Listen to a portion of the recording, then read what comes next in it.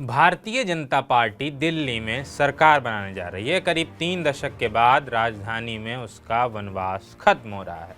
नई दिल्ली विधानसभा सीट से खुद अरविंद केजरीवाल चुनाव हार गए हैं। केजरीवाल का चुनाव हारना अपने आप में बहुत बड़ा राजनीतिक घटनाक्रम है। सिर्फ केजरीवाल ही नहीं हारे, कई और आपके बड़े नाम हार गए हैं। उन्हें हार का सामना करना पड़ा है। आम आदमी पार्टी के दिग्गजों की हार अपने आप में कई सवालिया निशान खड़े करती है। आइए जानें कि आपके कौन से टॉप नेता इस चुनाव में चारों खाने चित्र हैं। सबसे पहला नाम तो अरविंद केजरीवाल का ही है। नई दिल्ली विधानसभा सीट से चुनाव लड़ रहे थे। दिल्ली के पूर्व सीएम पूर्व मुख्यमंत्री और आम आदमी पार्टी के संयोजक अरविंद केजरीवाल को करारी हार मिली है। उनको भारतीय जनता पार्टी के परवेश साहिब सिंह वर्मा ने पटकनी दी है। तीसरे नंबर पर यहां कांग्रेस के संदीप दीक्षित रहे। अरविंद केजरीवाल लगातार इस सीट से विधायक और फिर राज्य के मुख्यमंत्री चुने जाते रहे, मगर इस बार वो विधानसभा में भी नहीं दिखाई देंगे। पिछले साल तिहाड़ जेल से शराब नीति मामले में बाहर आने के बाद उन्होंने दिल्ली के मुख्यमंत्री के पद से इस्तीफा दे दिया था। आतिशी दिल्ली की मुख्यमंत्री बनी। वो इस चुनाव में कालकाजी विधानसभा सीट से जीत गई।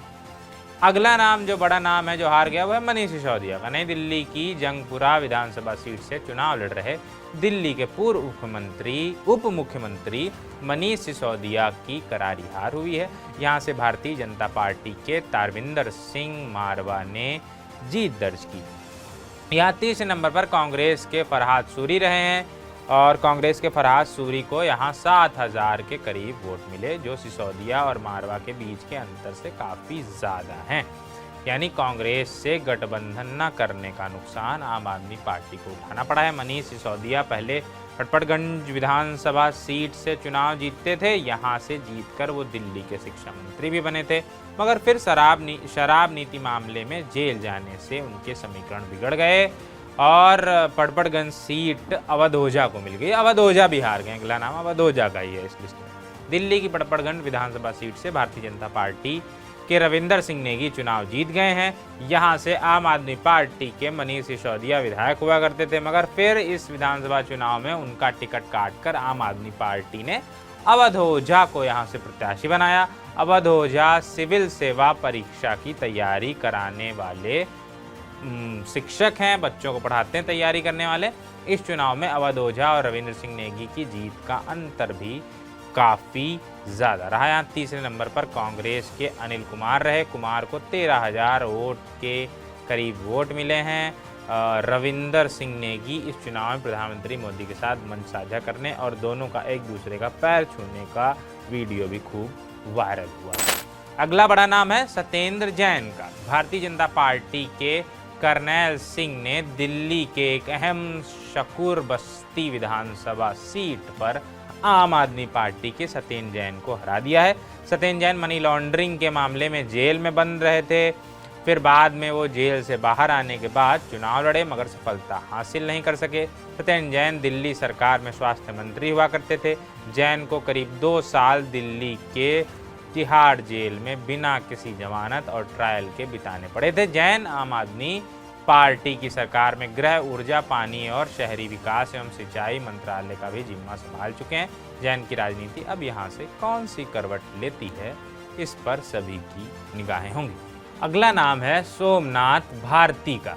मालवीय नगर विधानसभा सीट से भारतीय जनता पार्टी के दिल्ली इकाई के पूर्व अध्यक्ष सतीश उपाध्याय चुनावी मैदान में थे।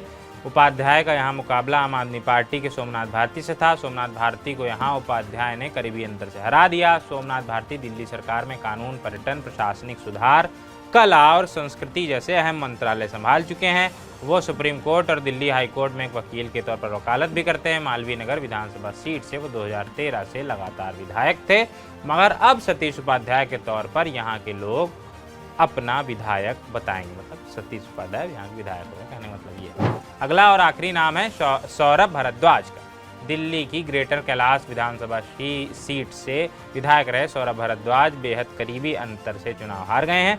भारतीय जनता पार्टी की शिखा रॉय 3,188 वोटों से चुनाव जीत गई हैं। शिखा को कुल मिलाकर 49,594 वोट मिले, जबकि सौरभ भारद्वाज को 46,406 वोट हासिल हुए। तीसरे नंबर पर कांग्रेस के गर्वित सिंह रहे। कांग्रेस को यहाँ 6,711 वोट हासिल हुए। भारद्वाज दिल्ली जल बोर्ड के अध्यक्ष रहने के अलावा दिल्ली सरकार में सेहत मामलों के मंत्री, शहरी विकास और जल मंत्रालय का जिम्मा भी देखते रहे हैं। सौरभ भारद्वाज आम आदमी पार्टी के राष्ट्रीय मुख्य प्रवक्ता भी हैं। यानी कि ये 6 बड़े बड़े नाम हार गए हैं।